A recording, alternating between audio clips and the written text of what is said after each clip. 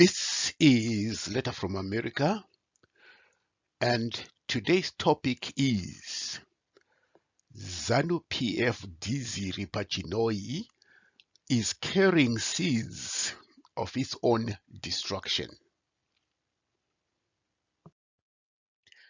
At its party congress last week, ZANU PF Dhiziri paChinhoyians made a massive and lavish display of top-of-the-range vehicles that it had bought from looting taxpayers' money from government.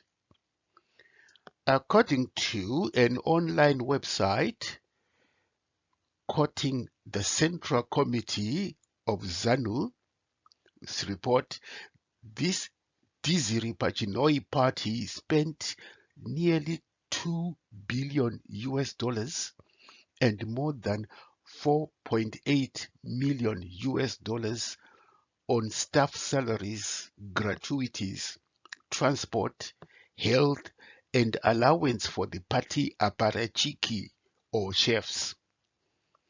In 2018, this Dhiziri paChinhoyi party bought 438 new vehicles, raising its fleet size to 486.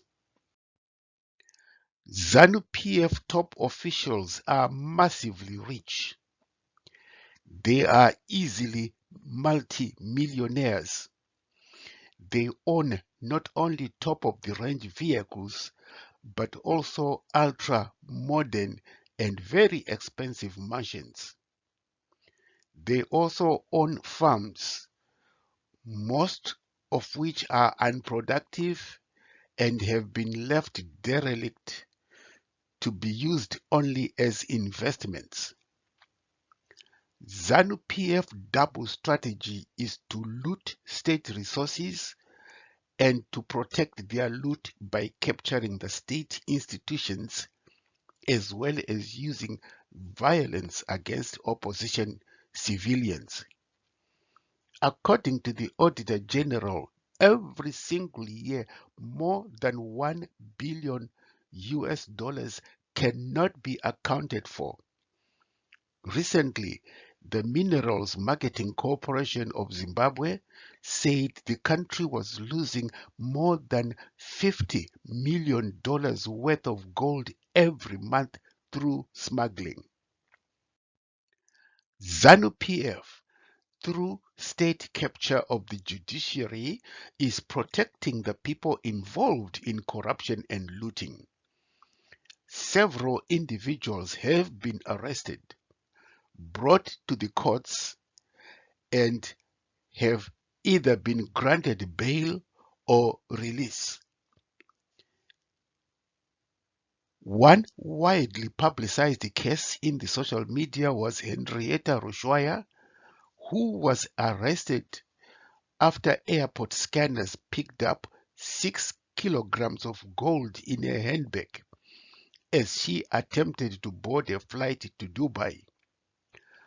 Over 14 gold bars at the center of the smuggling scandals that engulfed the first family are believed to have been stolen from the vaults of the state-owned refinery, Fidelis Printers and Refiners. Another was Gokwe Nembudzia legislator Mayor Wajrajena, who was arrested by the Zimbabwe Anti-Corruption Commission or ZAC on allegations of fraud and money laundering amounting to $5 million. And he appeared in court, but he never spent any time in jail. He was granted bail and passport back to travel to the UK. Now, yet another former cabinet minister, Priska Mufumira, who is accused of abusing office in the process that led to $3.5 million property development deal between the National Social Security Authority and Drocard Enterprises.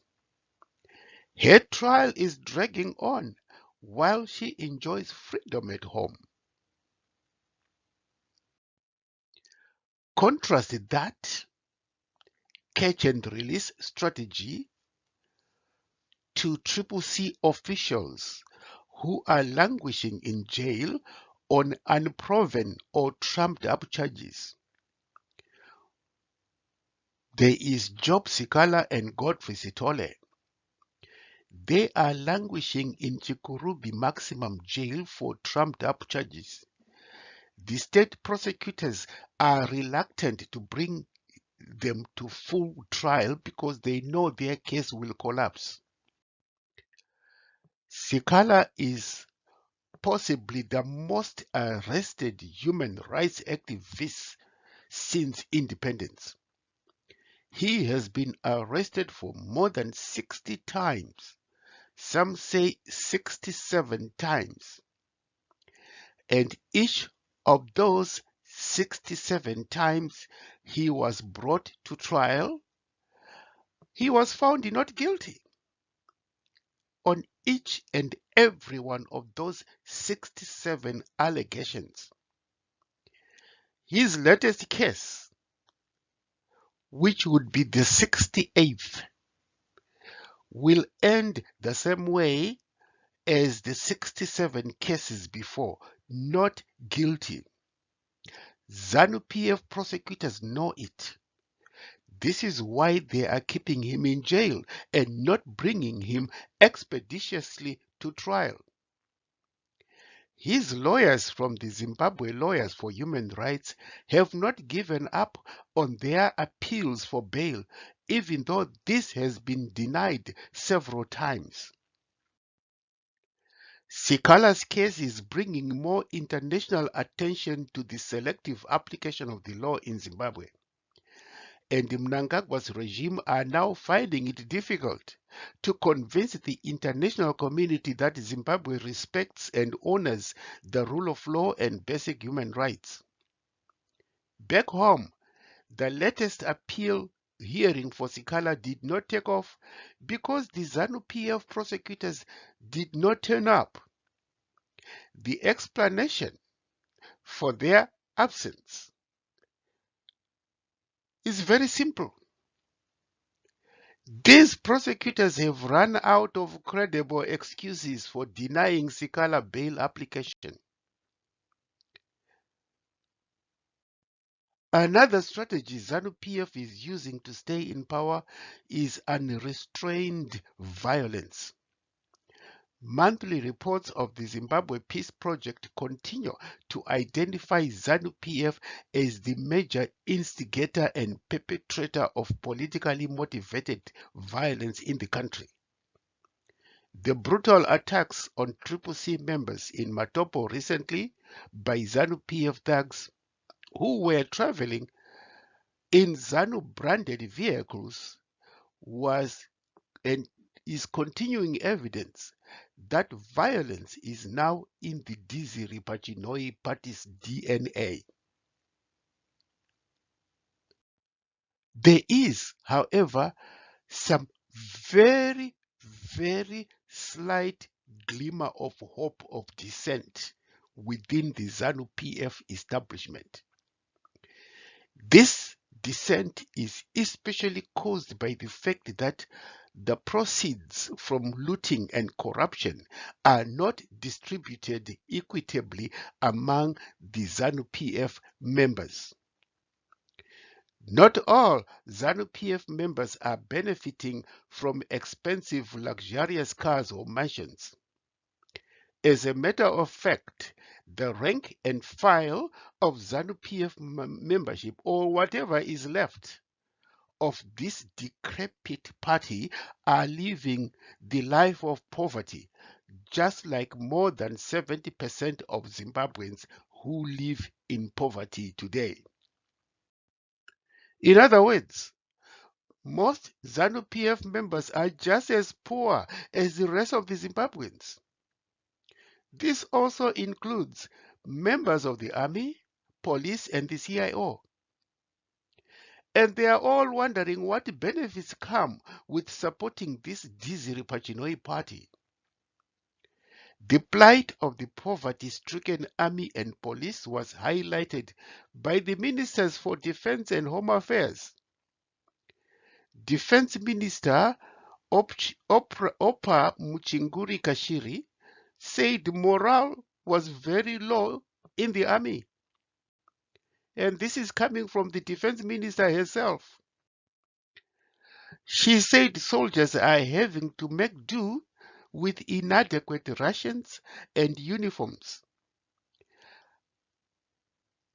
I guess one could say masoja eZimbabwe anopfeka mapatapata. Ironically, the defense ministry budget is one of the top 3 ministries that receive the highest allocations.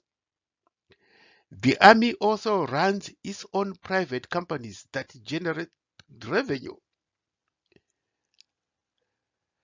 Soldiers live in rented accommodation because of lack of adequate space in the barracks. They have to hire transportation.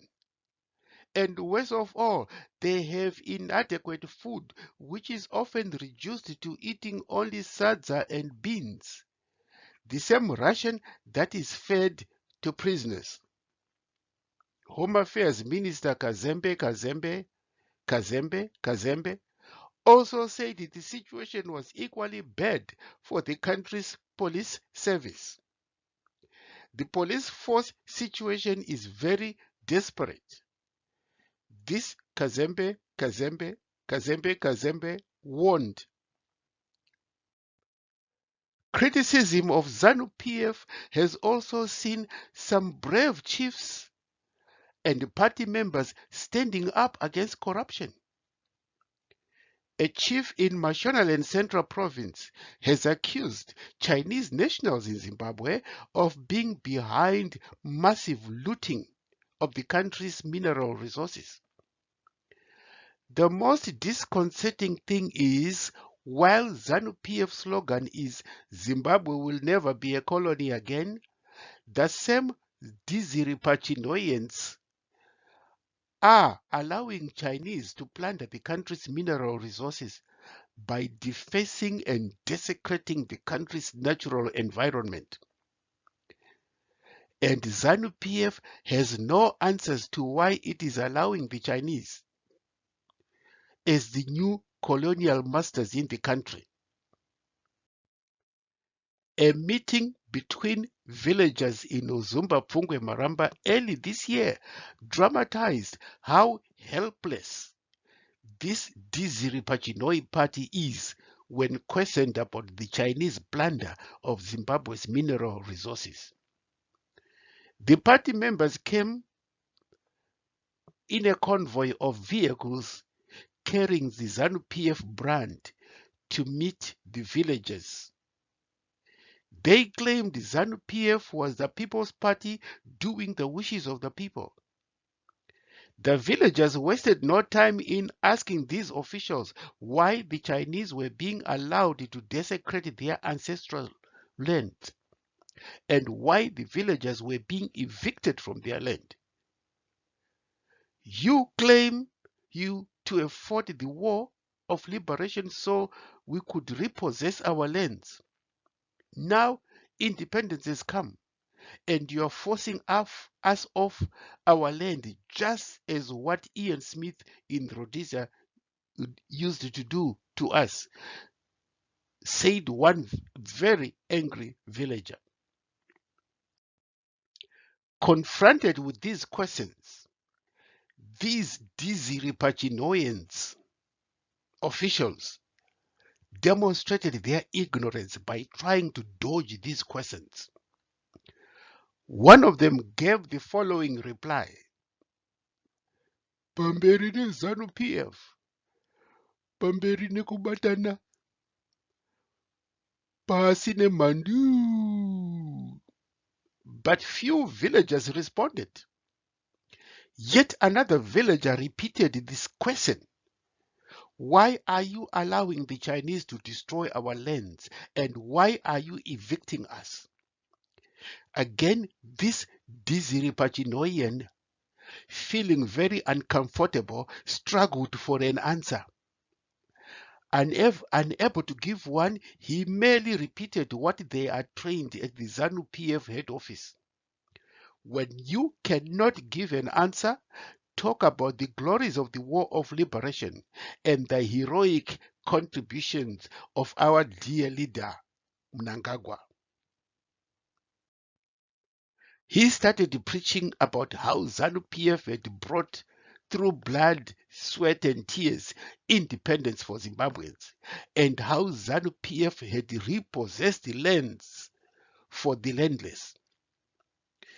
Well, it didn't go down well with the villagers.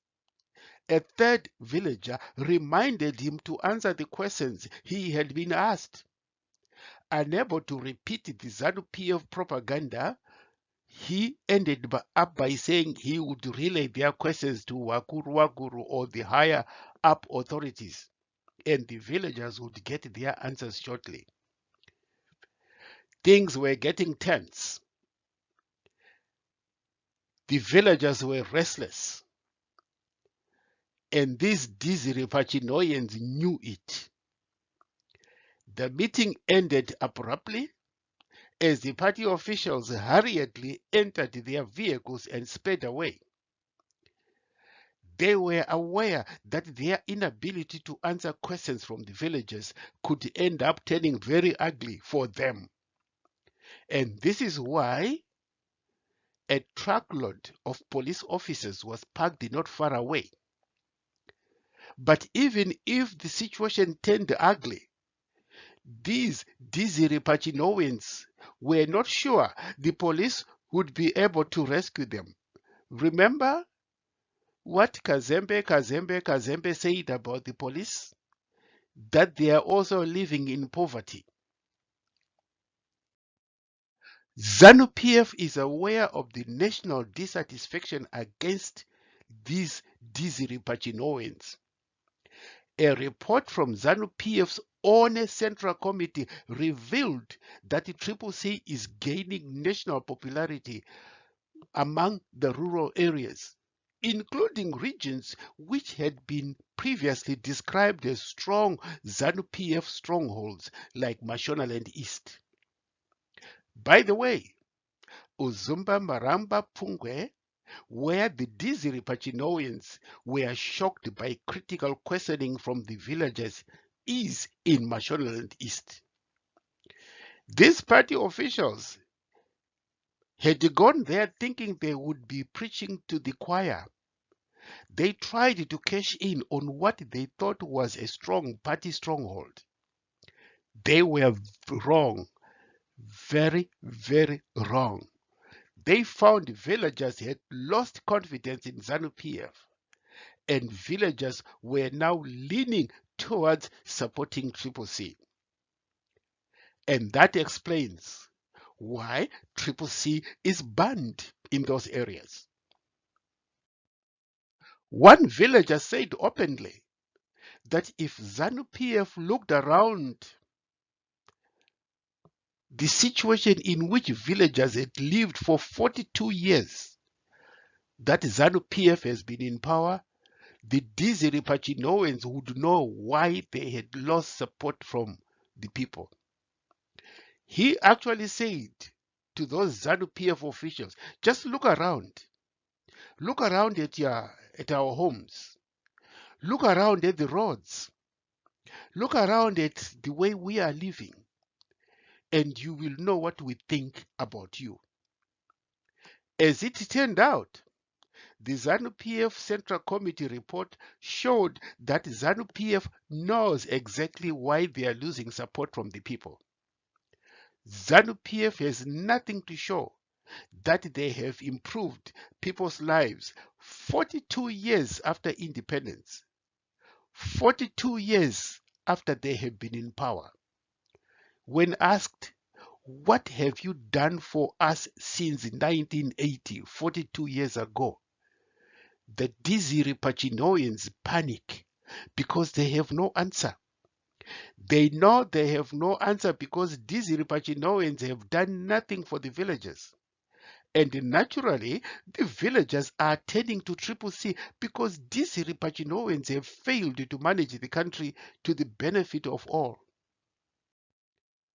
A former top ZANU PF officials and who is now living in exile said ZANU PF is now a former shadow of itself. It has lost support and has been totally rejected by Zimbabweans. At its recent Congress, ZANU PF manipulated figures by falsely claiming it has more than 4.2 million members. This mischievously misleading claim was based on the so-called membership audit, including a national cell day. The party claims to have 4.2 million members. But experts who reviewed this claim could see that the numbers had been manipulated. What the Dhiziri paChinhoyians had done was to multiply each of the number of cells it has, which was about 85,000, by 50,000, the number of members that each cell is supposed to have. The fact of the matter is the so-called National Cell Day audit in June was a massive disaster. Most cells had a handful, while many others were abandoned for non-attendance. This fact was in fact admitted by the party authorities, leading one to conclude musangano wapera, hapachisisina wanu mubato. This party is finished. There is no more membership in this party, according to another party observer. There are two critical variables that are needed to possibly turn people's anger into popular mobilization for action. The first variable is self-evident: lack of progress in rural areas. People do not need anyone to convince them about their living conditions. Rural people live in abject poverty. More than 70% of Zimbabweans live in poverty. You don't have to tell the rural people that they are suffering. They know it. But that is just one variable. There's a second variable which is not so evident, especially among the rural villages and the urban poor. This is corruption and the affluence of top ZANU PF officials. ZANU PF controls the state-owned media and the Ministry of Information in the country. This way, the Dhiziri paChinhoyians control what people can see, hear, or read about corruption and how Dhiziri paChinhoyians have enriched themselves.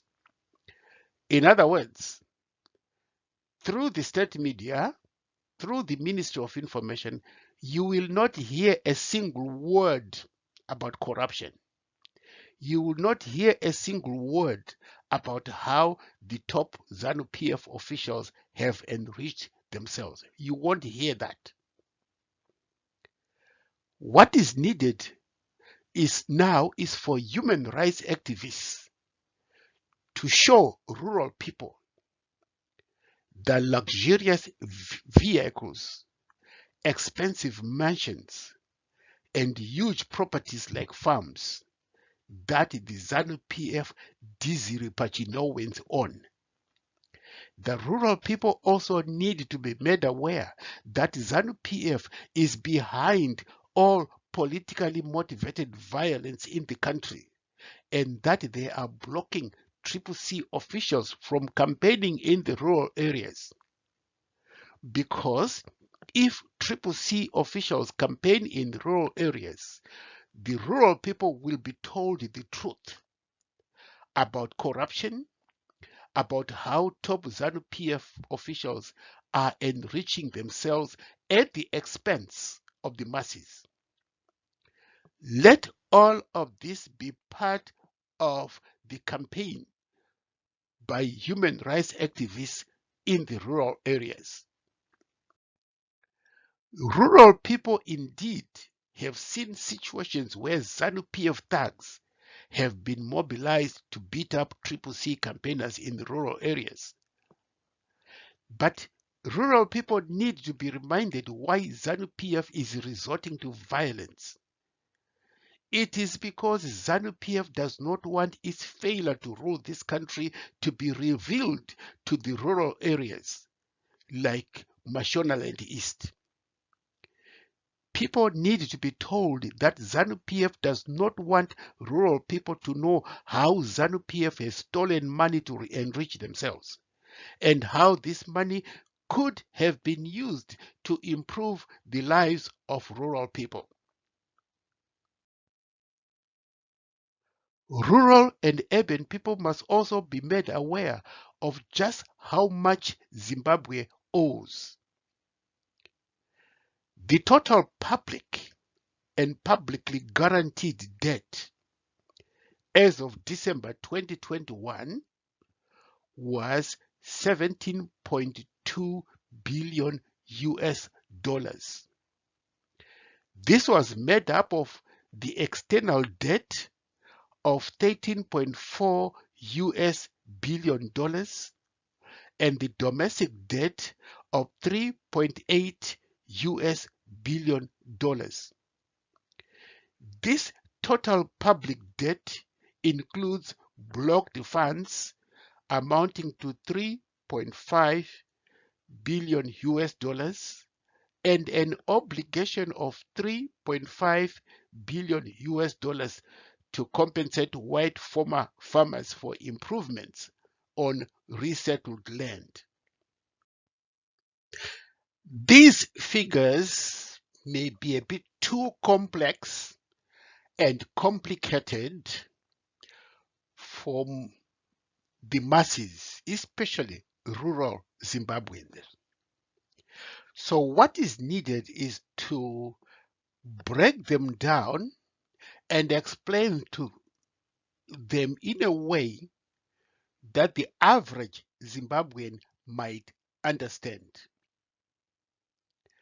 And one way of doing this would be by telling rural people in particular that every Zimbabwean, young or old, even those who are just being born, everyone owes 1,133 US dollars towards the national debt. To put it more clearly, mwana ari kuberekwa nhasi ane chikwereti che 1,133 US dollars. Yet ZANU PF cannot give a full accounting of what this money has been used for. Not only does Zimbabwe owe principal amounts, but the country also has arrears and penalties because of not paying its debts on time. In the year 2000, ZANU PF under the late Mugabe stopped repaying its debts. And since 2000, interest has accumulated over these debts. And by the way, that was one of the causes of the sanctions against Zimbabwe. If you don't pay your debts, you don't qualify for new loans. That is what the international funding agencies told Zimbabwe. And the fact of the matter right now is many Zimbabweans don't understand this. This debt is growing, it's accumulating. The interest on this debt is accumulating, is growing, which means that the money that each Zimbabwean owes to the national debt is also growing. Most Zimbabweans are now surviving on remittances from the diaspora. Every year, Zimbabweans in diaspora send about 1 billion US dollars home. If such money was not sent, Zimbabweans would be even poorer than they are today. Zimbabweans must ask, where did the money from debts go? How was it used? Why is government not taking strong measures to fight corruption, which is costing Zimbabwe more than $1 billion every year? Where is all this money from corruption going? Why are top ZANU PF officials so rich? How were they able to buy expensive cars, build or buy huge mansions, and own large farms from their salary when their salaries are far from enough to pay for all of this wealth? Why is ZANU PF not giving satisfactory answers to these questions?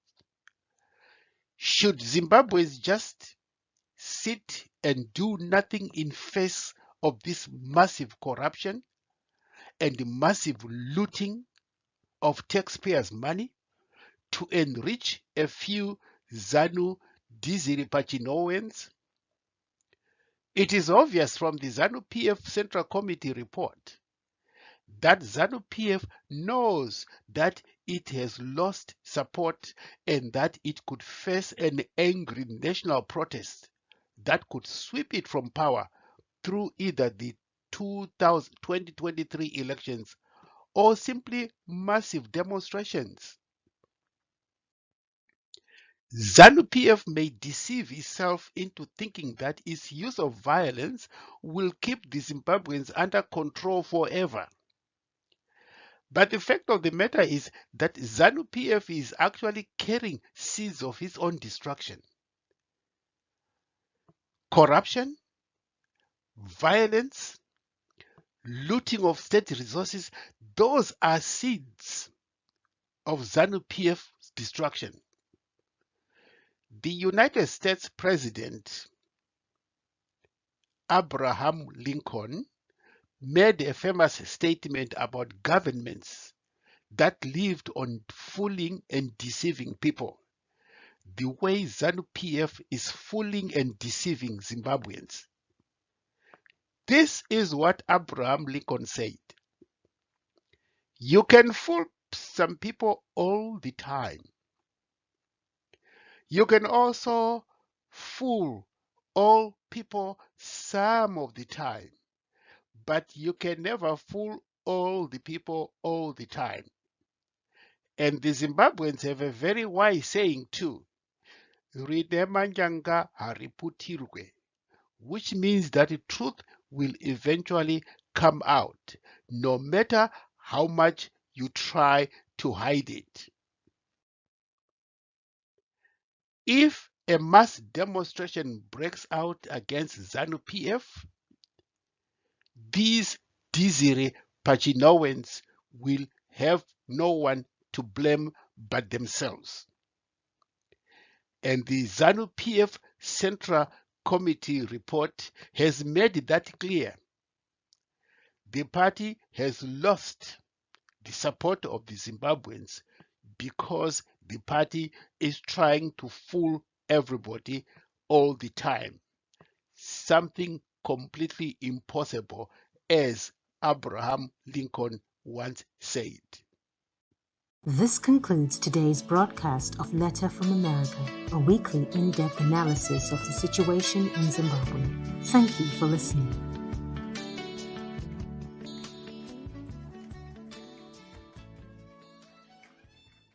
This concludes today's broadcast of Letter from America, a weekly in-depth analysis of the situation in Zimbabwe. Thank you for listening.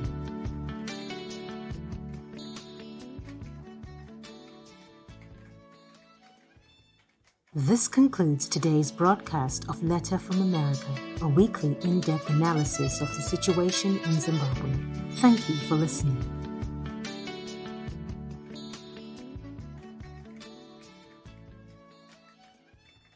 This concludes today's broadcast of Letter from America, a weekly in-depth analysis of the situation